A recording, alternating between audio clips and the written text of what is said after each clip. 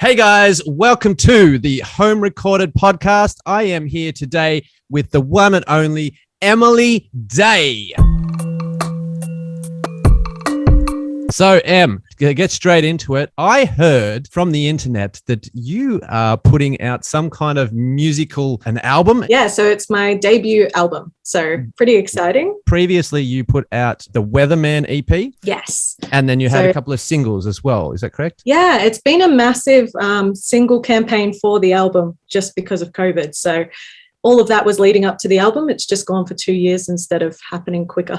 The single off the album, what was that called? So there's been 3 releases. The first one was Pretend, which is where we had to switch to a pretend launch for it as well, because it was right before lockdown and all the capacity limits came in. And then from there, Lovesick, the album version, so that has the string quartet with it. And then most recently in November, I released Fine, which is all about the lockdowns. And so you said that that's the album version, so you can get that on. All these 3 songs are on the album, is that right? Yes. Awesome. As the version that you released them, or are they slightly different? Or so the only one that really changed was Pretend.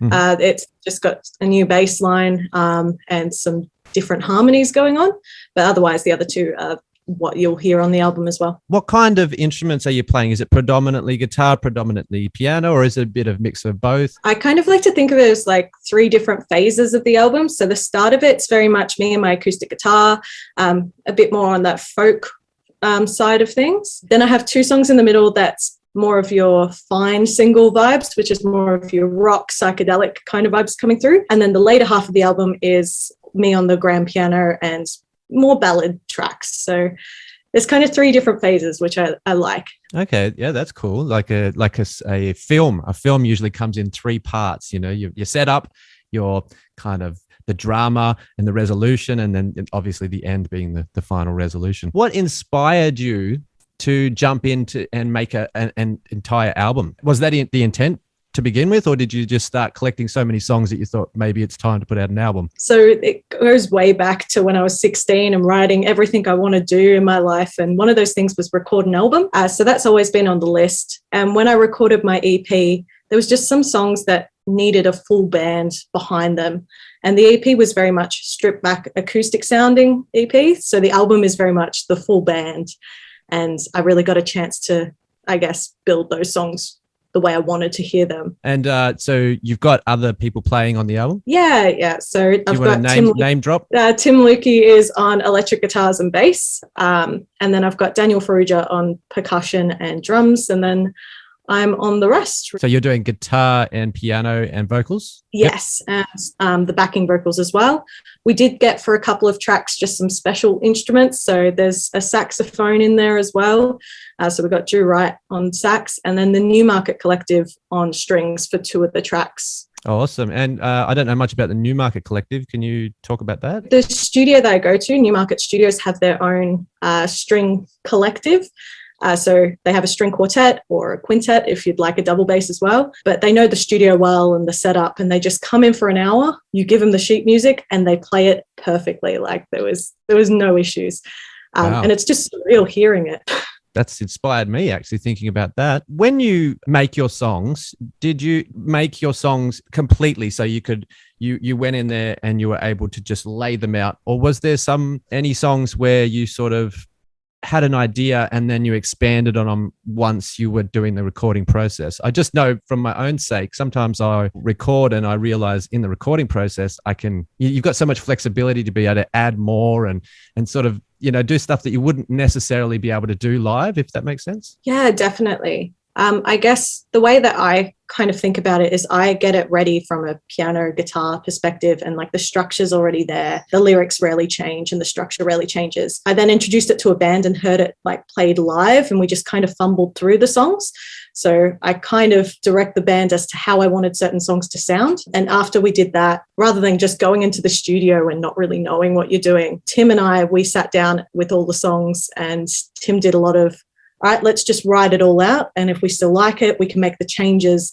And we did demo versions of all the tracks. And that's where a lot of the creative freedom came into it. So that's where we were trialing different sounds or different harmonies and stuff like that. Mind's Eye and Fine were probably the 2 hardest tracks, so the 2 rock songs. because that's something different for me. Mhm. So just trying to figure out what guitar tones we want, what goes where. There was so much back and forth in the demos. And Darling is this, it's very much a super tramp sounding song. So that had about 27 versions before we got to the final version we were happy with. Yeah, so that was probably the one with the most work. But yeah, when we got into the studio, we were pretty much ready to go because we'd done all that prep work in the demos. Even the drummer we had was a session drummer. So we basically gave him the charts and said, we want you to play something similar to this, but bring your own expertise to it because we don't know drums. So yeah, I think it's that healthy thing of being prepared to not waste the studio's time or your money or anything like that. Yep. But also having that creative freedom beforehand to really explore different options. That's great. Now, when you say you did it 27 times, were you doing this at the studio, or do you have your own recording equipment to do that, or? So Tim has recording equipment. So it'd be very much, I would send him an iPhone recording of what I think should happen somewhere. And then he would adapt it into his file and basically say, do you mean something like this? So it'd be a lot of back and forth, which I think that's how we got to 27 takes. But because it was during the lockdowns too, it was very much all virtual and long essay text to try and explain what you mean rather than in person. Is that one way that you record your music, is onto your phone, or is that the only way that you do it? Mostly? Yeah, so basically when I'm coming up with ideas, I just go into voice recordings on the iPhone and just, it's all stored there. I can hear my first versions of songs and stuff. And yeah, if I want it to be like into a proper demo and I want charts and stuff like that, that's all Tim's realm. So I just handle it that way. And it comes back all nicely formatted. Yeah, that's cool. That's really good working with a production person, essentially, a producer. Yeah, that's what you call? Yeah, basically. Yeah. What's the title of the album? So the title is Daybreak. Daybreak. Okay, and how did you come up with that title? It's a bit of a pun with my last name, so it's my break Emily into the Daye. music scene. Emily Daye, and give me a break. Like I want to, yeah, that's great. I love it. Yeah. Is it a concept album? Is it something that you feel like you said, it's sort of like there was a beginning, a middle, and an end. Is that a storyline? Not really. I think the songs that are similar in mood are together, but they don't really tell an overall story. But I guess each song tells its own story. Like, is there one that sort of stands out that you really love? Yeah, it depends what day it is as to which song I'll decide to talk about, because they all kind of have their special moments. I guess Traveller has probably been one for me at the moment, simply because we haven't been able to travel. It's about my time. I spent traveling for a month abroad back when I was in uni, and just by myself, and I ended up in Ireland at this church, and this guy was showing me around. He was like, oh, your name means this, and these are some of the things in the church. And he was showing me all of these things that I really wouldn't have noticed or wouldn't have seen and really, I guess, taken note of their value. Unless he'd spotted it out and told me the story behind it. I guess it's one of those songs that's got like no romantic interest or anything like that, but it's simply about being able to see things through a different lens because someone else was there with you for that journey. That's it. They were just there for that snapshot of your life and you're not going to see them again. Yeah, that song really speaks to me at the moment. That's beautiful. That's nice. What is the process for you to make a song to begin with? What would be the first step you do? Is it an accident? Is it something that you deliberately do? It's always an accident. It's basically just me jamming either on the piano or with my guitar, singing random words until something sticks. And I'm like, ooh, I have to keep singing that over until I find the next line. So it's kind of, very much a happy accident. There's a lot of voice recordings that are shocking, so they never really turn into anything. But I think you need the bad ones in order to really understand which ones are the good ones. 100%. It depends which mood I'm in as to whether I'll pick up the guitar or I'll sit down at the piano. I guess whatever I've been listening to recently will kind of come out as an inspiration. So if I've been listening to a lot of Pink Floyd and Supertramp, you'll get more of those vibes, more of your Courtney Barnett, and you'll end up with something like Fine. So yeah. I understand that process. I feel like maybe that is the way that people, it's always an accident really, isn't it? It's like, because music is sort of in the air and you've kind of got to just grab it. And hopefully it's a good one, you know. And anytime I try to purposely do something, it doesn't work out. Yeah. So. Oh, absolutely. I have to write at least 10 before I get one. That's sort of the rule of got something like 3,000 songs on my computer, and I think I only use 50 in my repertoire. So it's like, that's a lot of wasted music in a way. It's almost, it'd be nice if there was a quicker way, because we could save so much time in life. Therapeutic in a way sometimes to just get the crap ideas out, because you're like, great, 100%, now 100%. Well, that's a really good tip for anyone making music, is there's nothing to be scared of when it comes to creating songs. I think you should always be free to just constantly make mistakes, constantly throw things down, and constantly just be, experimenting, because like you say, it really is that 1 in 100 that's going to pop in and go, okay, well, I'm going to go with that one. Let's further go with the record. So it's all recorded, it's in the can. Are you looking to get vinyl prints or CDs or just digital, or what's your distribution? It's mainly going to be digital, because every person I speak to is like, yeah, I just listen on Spotify, and that's the way I listen to music. For me, that kind of breaks my soul a little bit, because I love CDs. So there'll be a small run of CDs just for the people who don't use Spotify. I've got a lot of my family and friends who are not as tech savvy, so they definitely prefer that CD option. So there'll be a small run of them. But yeah, other than that, it's just digital. And are you planning to go out and play these live and tour the album? Not sure yet. I guess I've had COVID twice this year. Okay. So me thinking of planning anything in advance at the moment, it's just like, oh, what if I get COVID again? Then it destroys everything. I think I might hold off at least for the winter, and then when it gets to summer, some better weather, then I'd love to play these songs live. Okay. And will you play them live with the band? Yeah, that would be the plan. Yeah. Awesome. The last 2 years have definitely made a mess of the music industry, that's for sure. When did you begin music? I guess pretty early on. So I was always in choirs. There was this piano at my nan's place that there's pictures of me as like a baby playing. So I was always just fascinated by it. And then from the choirs and picking up the piano, I started just writing random songs at my nan's place at the age of about 10. So I guess songwriting's always been with me. And then in year 7, I got a bass guitar given to me as like the assigned instrument for the year. And that really just brought me into the world of contemporary music and I guess bands and all of that. So that kind of got me more excited about it. In year 9, I was in a couple of bands as well as the bass player. And was always like the person at the back. And I was like, it'd be cool to write my own stuff and be able to perform with my own band. So I guess it's that dream coming true later in life. Hell yeah. Have you had a chance to see Joel's new studio? Not yet. It looks fancy. I like the little podcast room too. That's pretty cool. Yeah, no, he's done a really good job there, and just a great space. If you ever get a chance to get over there, it's really good. Even if you're just going over there to jam, he's got the jam space, and he's got 2 infinity walls there now as well.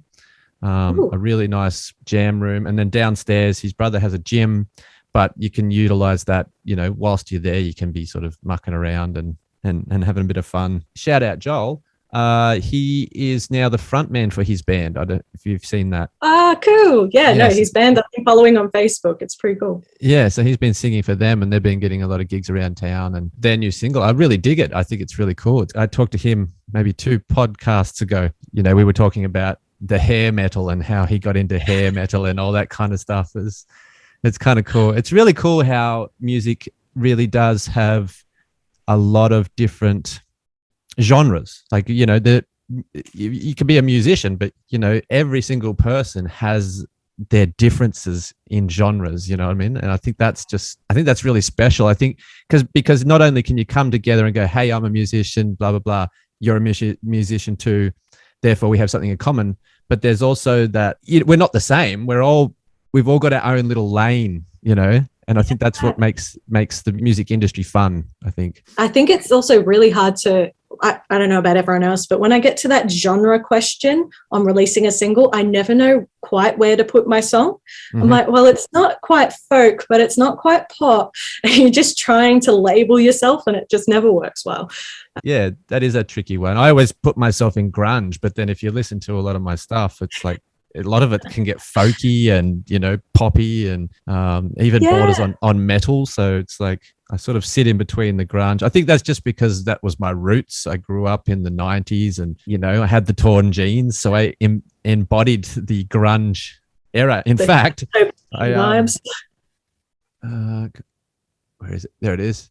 I got a grunge pedal recently. I had a pedal years ago and I loved it. And I managed to find it really cheap recently. So I got a hold of that. Do you use pedals for your guitar? No, so I'm mainly on acoustic when I play guitar. I do now have an electric, but I'm very much like one pedal, one sound for one song. The multiple pedals, I'm always like, that's a talent in itself. Oh, absolutely. I've never done it before. I've never had multiple pedals. It's always been, give me one pedal, distortion, and clean, and I'll rock out, Yeah, exactly. Even on the piano, it's like I really just use the sustain pedal and that's it. With your recording, because I just want to pose this to you, do you think you would look into doing your own home recordings at some stage, like layering tracks, or you prefer to sort of outsource that? It's one of those things of I could always try and learn it, but I think I would always go to someone who knows it better. And like that's their job, that's what they do. 9 to 5 or whatever hours they work. So they really specialize in it. Similar to, I guess, why I didn't play bass in my own album, even though I can play bass. It's one of those, well, you're the expert. I trust your judgment, and really just knowing where it's out of your scope, I think is important. But like in that demo phase, definitely playing around with it. Like I've got GarageBand. That's the extent of my recording. Playing around with that kind of stuff, I think is important, and learning as much as you can so that when you do go to an expert, you can kind of call their bluff when they're talking shit, really. You said GarageBand. Have you done any layering with that before? Particularly with like the rock songs, when I sent them over to Tim, it was like, these iPhone recordings aren't doing it justice. So I put it in GarageBand and it sounded shocking, but it kind of got the idea across that I needed to convey. So I think that's the most important bit too. That's really great. That's a really good point. So, obviously, I try and talk a little bit about home recording for anyone out there who just wants to get into it. And as you say, you're not a professional at it, but you found a way to easily sort of use a program and GarageBand. Okay. And is that only Apple, or is it both PC and Apple? It's definitely Apple because I'm on Apple. Yep. They've even got like an iPhone version of it. It's not great, but it means that if you're on your phone somewhere and you want to play around with it, you can. When making a demo, all that one really needs is a program that will allow you to do layers. So you can record your guitar, record your bass, record your drums, so on and so forth, plug and play, and it'll show you the lines. I think that's basically the gist of it. And I think that's relatively easy for anyone that's kind of just a little bit computer savvy. I think that's a good way to make a demo. There's another one that I use on the phone. It's called Music Studio, and you can get Music Studio Pro. I actually recorded a whole EP on my phone. It was just, do a layer of vocals, do a layer of guitar. We live in such a great age of technology to be able to do this kind of stuff. When I was sort of starting out, it was all on tape, and you had to rewind the tape and go back, and you couldn't see it on a screen or anything. You had to know that it was coming up, and you couldn't cut it up and all that kind of stuff. And it gets you used to the studio environment for when you do go into a studio, what it's like to just play guitar for your song and not sing along with it, because that can be a lot harder than it looks if you haven't done it before. I think that's a really, really relevant point you made there, is because when you're playing a song and you're singing, there's nuances that you put into the guitar strumming and stuff that you justify with your mind because you're going to put a vocal in there. And so there's like two different rhythm sections going on with your mouth and the guitar. I find that, it is something to look out for when you're recording. You've got to almost imagine yourself singing as you're playing so that when you do go sing over the top of it, it's not just stale, if that makes sense. Yeah, exactly. And one of the things is I use my vocal as a cue, especially like in bridges or guitar solos.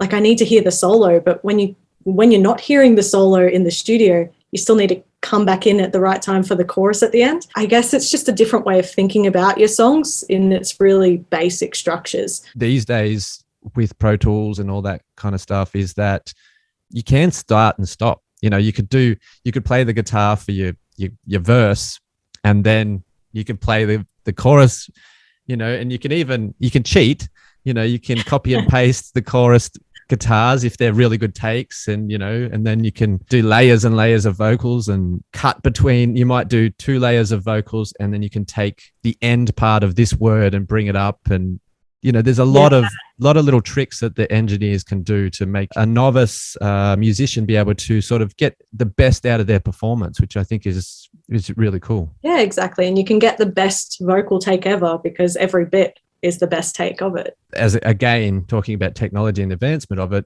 that's such a great thing now, is that you can do 1,000 takes and not worry. But back in the day, you might have been doing it on tape. You were kind of precious as to how many times you want to do it, which I was talking to someone else, and we were sort of established how musicians back in the day had to be perfect. Like they had to be really on point. And in some ways, that maybe in our day and age, maybe we've gotten a little bit lazier, just a little bit, because we can kind of, I don't know if lazy is the word, but we've got that freedom to not have to be like, oh, I've got to get this right, or it's going to cost me $1 million sort of thing. So also got the issue of almost being too perfect and feeling like it does need to be absolutely perfect, because some of the older albums, there's imperfections in them, and that's what makes them great. 100%. That is a really relevant point. And I think it's a really good point to end on today, because we are running out of time. We've got 1 minute left. Before we go, yelling at all your social medias and let everyone know where and when your album is coming out. Yeah, so the main social media is Bandcamp. Otherwise, it's Facebook, TikTok, all of the others. And the album's coming out on May 14th. May 14th. Okay, so the album's coming out May 14th. Where would, just everywhere, Spotify, all those places? Apple Music, all that. Yep. Okay. And just again, what's the name of the album going to be called again? Daybreak. Daybreak. Emily Daye, Daybreak. So you can find her on all the socials. Is the URL tag Emily Daye? Emily Daye Musician. Emily Daye Musician. Okay. So that should be pretty easy for everyone to find. And it's been an absolute pleasure to talk with you today, Emily. And I hope we can talk again soon. This is the Home Recorded Podcast. Keep rocking, keep rolling. Rah.